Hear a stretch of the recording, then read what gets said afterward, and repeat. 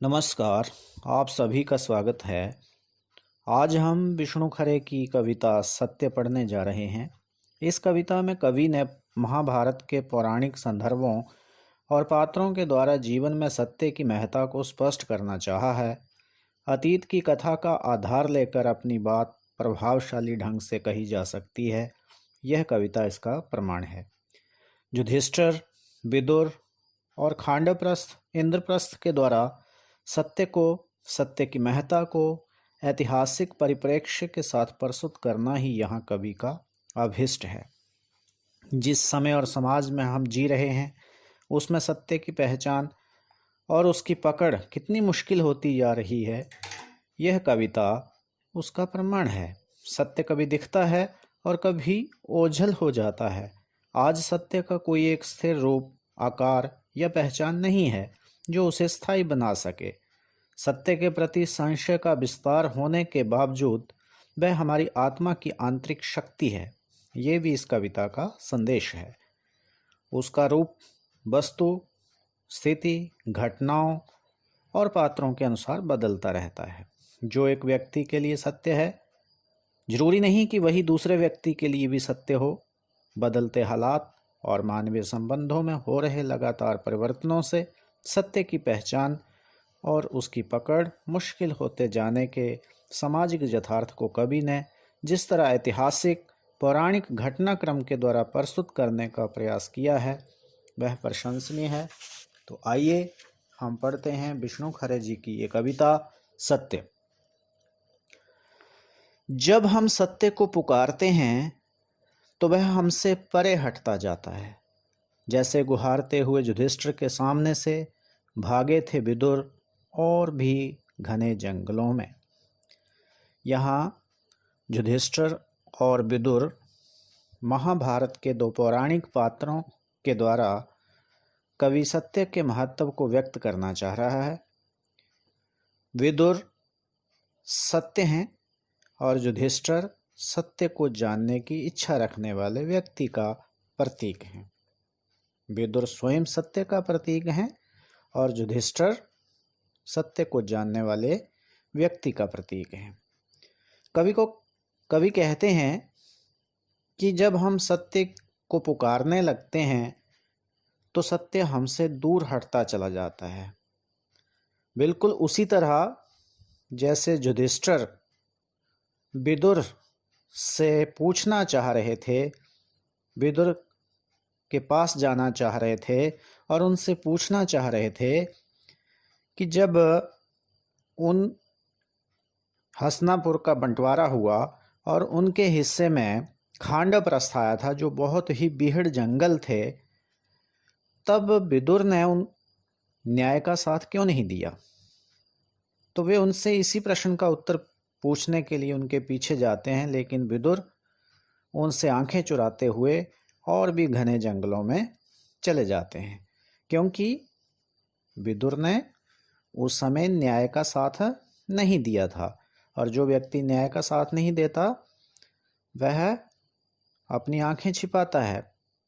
तो जैसे युधिष्ठिर जो है विदुर से अपने प्रश्न का उत्तर पूछना चाहते हैं, लेकिन विदुर उसके प्रश्नों के उत्तर देने के बजाय उससे दूर भागे जा रहे हैं, घने जंगलों की ओर भागते चले जा रहे हैं। इस प्रसंग के द्वारा कवि हमें ये कहना चाहते हैं, बताना चाहते हैं कि यदि हम सत्य को पुकारें तो जरूरी नहीं कि सत्य हमारी बात सुनकर हमारे पास आए, बल्कि हम जितना सत्य को पुकारने की कोशिश करेंगे वह उतना ही दूर हमसे हटता चला जाता है। ऐसा क्यों होता है? कवि आगे कहते हैं कि सत्य शायद जानना चाहता है कि उसके पीछे हम कितनी दूर तक भटक सकते हैं। सत्य पुकारने पर दूर इसलिए हटता जाता है क्योंकि सत्य हमारे धैर्य और हमारे संकल्प की परीक्षा लेना चाहता है। सत्य अच्छी तरह से हमें जांच लेना चाहता है, क्या हमारे अंदर सत्य को पाने के लिए सत्य के पीछे भागने की क्षमता है या नहीं। कहने का भाव ये है, सत्य सहजता से प्राप्त नहीं हो सकता। सत्य के लिए कड़ा परिश्रम करना पड़ता है, एक साधना करनी पड़ती है, तब जाकर व्यक्ति को सत्यबोध होता है। इसलिए सत्य हमसे दूर क्यों भागता है? क्योंकि वह जानना चाहता है, हमारी परीक्षा लेना चाहता है कि हमारा संकल्प, हमारा धैर्य कितना अधिक है, क्या हम में सत्य को प्राप्त करने की साधना है या नहीं। तो हमारी साधना की परीक्षा लेने के लिए ही सत्य हमसे दूर भागता है। जीवन में ऐसा कई बार होता है, कभी कहते हैं कि कभी दिखता है सत्य और कभी ओझल हो जाता है और हम कहते रह जाते हैं रुको ये हम हैं, जैसे धर्मराज के बार बार दुहाई देने पर कि ठहरिए स्वामी विदुर, ये मैं हूँ आपका सेवक कुंती नंदन युधिष्ठिर, वे नहीं ठिठकते। जीवन में ऐसे कई क्षण आते हैं जब हमें लगता है कि हमने सत्य को देख लिया है, लेकिन कई बार ऐसा भी लगता है कि सत्य अभी तक हमारी पहुंच से परे है, सत्य को अभी हमने देखा नहीं, सत्य को अभी तक हमने जाना नहीं। तो इसलिए कभी सत्य हमें सामने दिखता है, कभी सत्य हमसे ओझल होता हुआ हमें प्रतीत होता है और सत्य को हम बार बार गुहारते हैं, सत्य को हम बार बार पुकारते हैं कि रुको, हम आपके पीछे आ रहे हैं, हम आपसे मिलना चाहते हैं। बिल्कुल उसी तरह से जैसे धर्मराज युधिष्ठिर ने बार बार दुहाई दी थी, बार बार स्वामी विदुर जी से निवेदन किया था कि आप रुकिए तो सही, मैं कोई गैर नहीं हूँ, मैं तुम्हारा अपना ही सेवक हूँ, मैं कुंती पुत्र युधिष्ठिर हूँ। लेकिन वो फिर भी युधिष्ठिर की बात को अनसुना कर देते हैं, वे नहीं ठिठकते और वे जरा भी नहीं रुकते, उसकी बात को अनसुना कर देते हैं। इसके माध्यम से भी कभी यही कहना चाहते हैं कि सत्य की पहचान बहुत कठिन है, सत्य पुकारने से नहीं मिल सकता, सत्य कड़ी तपस्या और साधना से ही व्यक्ति को प्राप्त होता है। उसके आगे है, यदि हम किसी तरह युधिष्ठिर जैसा संकल्प पा जाते हैं तो एक दिन पता नहीं क्या सोचकर रुक जाता है सत्य, लेकिन पलटकर सिर्फ खड़ा ही रहता है बेदृढ़ निश्चयी, अपनी कहीं और देखती दृष्टि से हमारी आंखों में देखता हुआ अंतिम बार देखता सा लगता है वह हमें, और उसमें से उसी का हल्का सा प्रकाश जैसा आकार समा जाता है हम में। युधिष्ठिर भी कहाँ मानने वाले थे, युधिष्ठिर भी सत्य को जानने का अटल संकल्प रखते थे, उनके पास सत्य को जानने का एक दृढ़ संकल्प था और वे भी पीछे हटने वाले नहीं। विदुर भले ही जितना भी दूर भागें, युधिष्ठिर हार मानने वाले नहीं, वो उसके पीछे जा रहे हैं। उन्हें लगता है कि वो कभी ना कभी विदुर को पा ही लेंगे और उनसे अपने प्रश्न जो है जान ही लेंगे, पूछ ही लेंगे। तो विदुर को भी लगता है कि युधिष्ठिर दृढ़ संकल्प वाला व्यक्ति है, तो ये ऐसे मानेगा नहीं, तो शायद वो उसकी बात को ज़्यादा देर तक अनसुना नहीं कर सकते, तो वो थोड़ी देर के लिए उसकी बात को सुनकर रुक जाते हैं। तो कवि कहता है कि यदि हमारे पास भी युधिष्ठिर जैसी दृढ़ संकल्प शक्ति हो तो सत्य हमारी उस परीक्षा को जान लेता है और हमें उस पर सही जखरा उतरता हुआ देखता है, तो शायद इसलिए थोड़ी देर के लिए वह रुक जाता है, लेकिन पलटकर सिर्फ खड़ा ही रहता है दृढ़ निश्चयी। थोड़ी देर के लिए हमारे प्रयास के सामने, हमारे संकल्प के सामने वह रुक तो जाता है, लेकिन उसका साक्षात्कार हमें हो ही जाए ऐसा जरूरी नहीं। वो बिल्कुल हमें ऐसे लगता है कि हम सत्य के सामने खड़े हैं और सत्य अपनी दृष्टि हमारी ओर लगाए हुए है, या फिर वो सत्य हमारी ओर दृष्टि लगाए है या कहीं किसी और जगह वो देख रहा है और हमें ऐसे लगता है कि सत्य का ये देखना अंतिम बार देखना है, और वहाँ से सत्य का एक हल्का सा प्रकाश निकलता है और हमें लगता है कि वह हम में समाने लगा है। कहने का भाव ये है कि यदि हम दृढ़ संकल्प होकर सत्य की खोज के लिए निकल पड़ें एक समय ऐसा अवश्य आता है कि सत्य की पहचान करने संभव होने लगता है और हम उसको कुछ न कुछ आत्मसात करने लगते हैं। हमें लगता है कि हमने सत्य को समझना शुरू कर दिया है, हमारे अंदर उसका प्रकाश जो है वो समाया है। कहने का भाव ये है कि हमारी आत्मा में उस सत्य का एक हल्का सा साक्षात्कार होना शुरू हो जाता है। आगे कवि कहते हैं कि कैसे ये साक्षात्कार होता है। बिल्कुल वैसे ही जैसे शमी वृक्ष के तने से टिककर ना पहचानने में पहचानते हुए विदुर ने धर्मराज को निर्निमेष देखा था अंतिम बार, और उनमें से उनका आलोक धीरे धीरे आगे बढ़कर मिल गया था युधिष्ठिर में। सिर झुकाए निराश लौटते हैं हम कि सत्य अंत तक हमसे कुछ नहीं बोला। हाँ, हमने उसके आकार से निकलता वह प्रकाश पुंज देखा था, हम तक आता हुआ वह हम में विलीन हुआ या हमसे होता हुआ आगे बढ़ गया।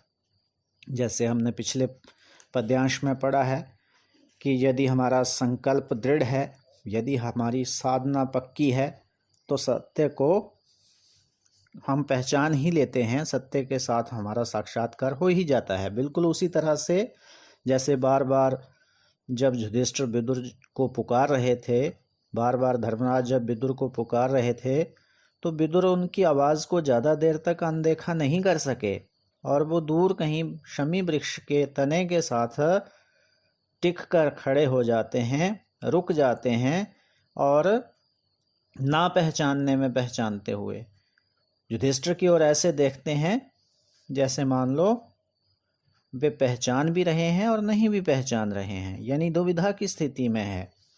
निर्निमेष देखा था अंतिम बार। निर्निमेष होता है टकटकी लगाकर देखना, बिना पलक झपके देखना। तो अंतिम बार विदुर ने वहां दूर खड़े होकर युधिष्ठिर की ओर टकटकी लगा के देखा था और उनके देखने से उनमें से उनका आलोक धीरे धीरे आगे बढ़कर मिल गया था युधिष्ठिर में। आलोक होता है प्रकाश, और जैसे ही उन्होंने युधिष्ठिर की ओर देखा था तो उनकी आंखों से एक ऐसी चमक, एक ऐसा प्रकाश आगे बढ़ा जो बढ़ते बढ़ते युधिष्ठिर में जाकर समा गया, मिल गया। और सिर झुकाए निराश लौटते हैं हम, लेकिन हम निराश होकर सिर झुकाकर वापस लौटते हैं, पश्चाताप करते हैं कि सत्य को अपने सामने पाकर भी हम सत्य को पूरी तरह से समझ नहीं पाए, क्योंकि सत्य हमारे सामने कभी बोला नहीं। युधिष्ठिर भी यही सोच रहे हैं कि विदुर ने हमें देखा है, उनकी आंखों से कुछ बात तो व्यक्त हुई है, लेकिन उन्होंने बात अपने मुंह से नहीं कही, यानी उनके प्रश्नों का उत्तर अपनी मूक दृष्टि से तो दिया है, लेकिन मुख से बोलकर उनके प्रश्नों का उत्तर उन्होंने नहीं दिया। कवि यहाँ ये कहना चाहते हैं कि भले ही सत्य हमारे सामने आ जाए, लेकिन सत्य कभी मुखर नहीं होता। सत्य को हमें खुद ही समझना पड़ता है, अपने मन और आत्मा में उसको बैठाकर अपने ही तरीके से उसका साक्षात्कार करना पड़ता है, क्योंकि सत्य कभी भी बोलकर हमें अपना स्वरूप नहीं बताता, सत्य कभी मुखर नहीं होता। हाँ, हमने उसके आकार में निकलता वह प्रकाश पुंज देखा था, हम तक आता हुआ वह हम में विलीन हुआ या हमसे होता हुआ आगे बढ़ गया। लेकिन जब हम सत्य के बिल्कुल रूबरू होते हैं, सामने होते हैं, तो ऐसे लगता है कि सत्य का एक प्रकाश पुंज जो है वो हमारी ओर बढ़ रहा है। अब ये हमें ही निर्णय लेना होता है, हमें ही ये एहसास करना होता है कि वह प्रकाश पुंज हम में विलीन हो गया है या हम में से होते हुए निकल गया है। अर्थात व्यक्ति को स्वयं ही एहसास करना पड़ता है कि उसने सत्य की पहचान कर ली है या सत्य से वह अभी भी वंचित है। तो युधिष्ठिर की ओर विदुर ने देखा तो उनके देखने में कुछ युधिष्ठिर के प्रश्नों के उत्तर मिल रहे थे, लेकिन वो युधिष्ठिर उन प्रश्नों के उत्तर कितने समझ पाए, कितने नहीं समझ पाए, ये तो युधिष्ठिर ही जान सकते हैं। तो वैसे ही सत्य हमारे सामने खड़ा है, हम उसको कितना पहचान पाए या नहीं पहचान पाए, ये हमारी मन और आत्मा के एहसास पर ही निर्भर करता है। अगले पद्यांश में देखते हैं, हम कह नहीं सकते कि ना तो हम में कोई स्फुरण हुआ और ना ही कोई ज्वर, किंतु शेष सारे जीवन हम सोचते रह जाते हैं, कैसे जाने कि सत्य का वह प्रतिबिंब हम में समाया या नहीं।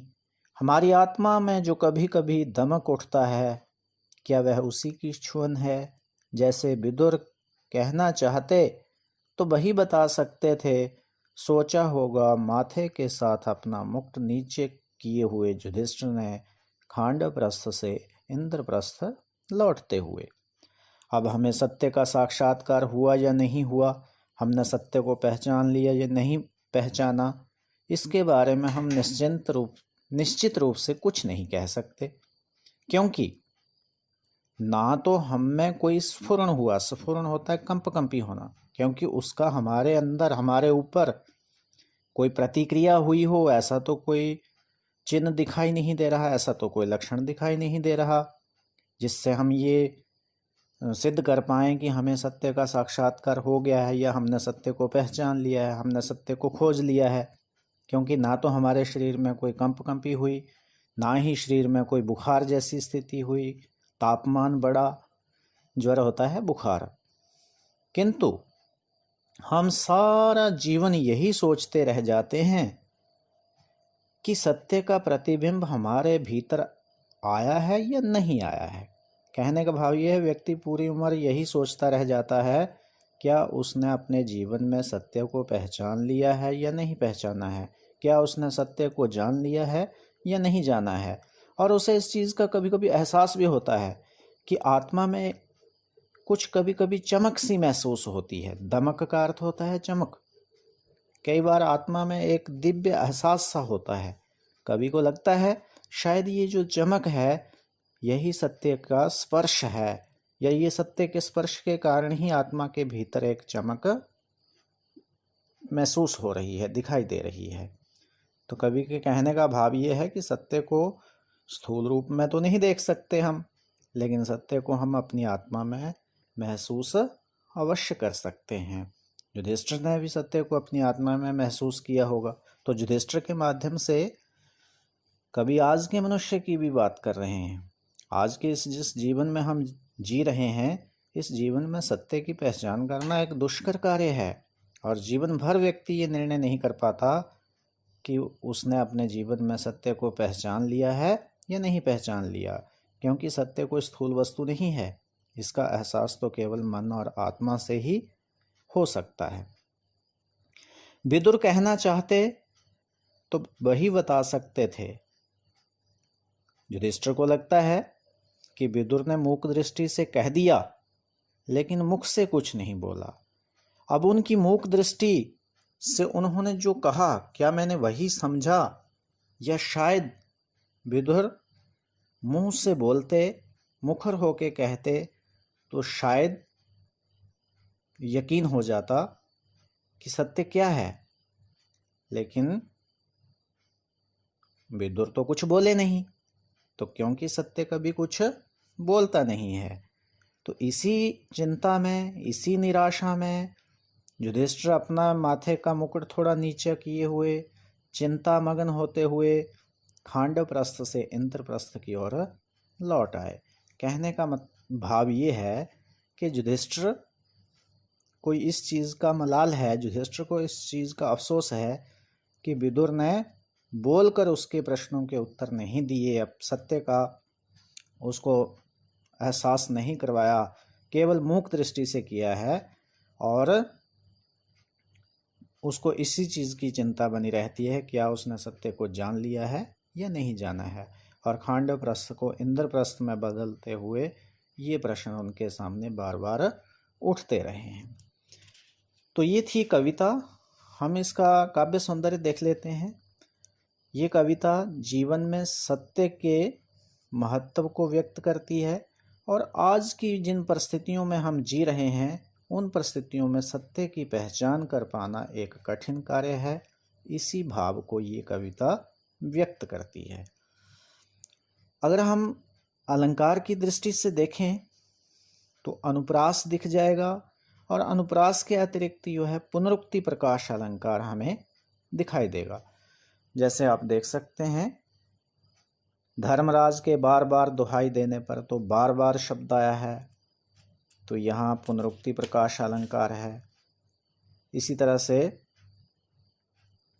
जहाँ भी एक ही शब्द जो है एक ही अर्थ में दो बार आता है, जैसे अभी देख रहे थे हम कभी कभी, इसमें भी पुनरुक्ति प्रकाश अलंकार का प्रयोग हुआ है।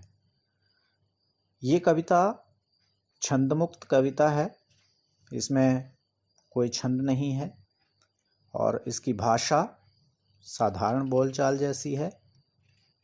तो ये थी हमारी कविता सत्य। मैं आशा करता हूँ कविता समझने में आपको सहायता मिली होगी। धन्यवाद।